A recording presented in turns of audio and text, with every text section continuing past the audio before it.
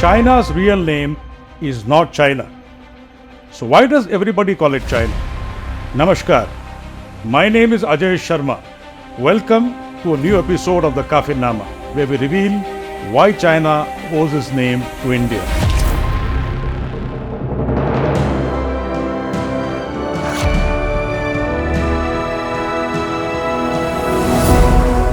In our previous episode, we busted the universally held notion that China's real name is China. It is not. We also discussed in our previous episode how Europe came to call this country as China ever since the Portuguese writer Duarte Barbosa called it China in his memoirs. But why did Barbosa call it China? Before that, who was Duarte Barbosa?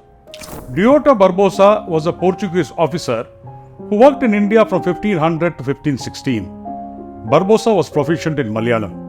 Hence, for most of his tenure in India, Barbosa served as the interpreter for Portuguese officials in their dealings in Kochi and in their interactions with the Raja of Kannur. Now, coming back to the big question, why did Barbosa call it China? We need to turn the clock back 2300 years to get the answer, or around 1900 years before Barbosa landed on the shores of Kerala.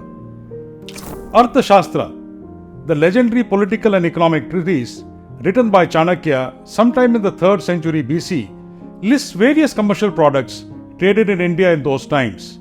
Among them, it mentions a fabric called Chinapatta to refer to silk produced in China and sold in India by traders in India and across its shores.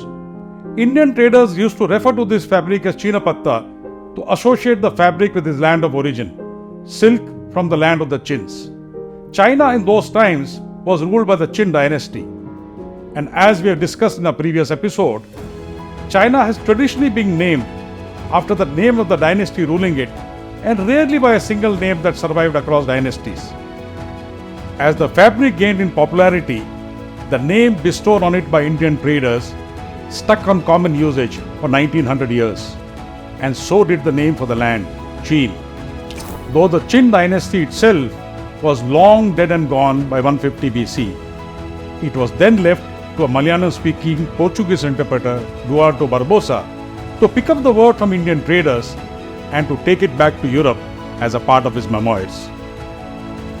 And for the word to take root globally as the commonly no-use name for his country.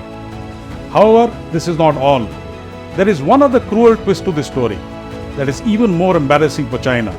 What would that be? We discuss it threadbare in one of our subsequent episodes.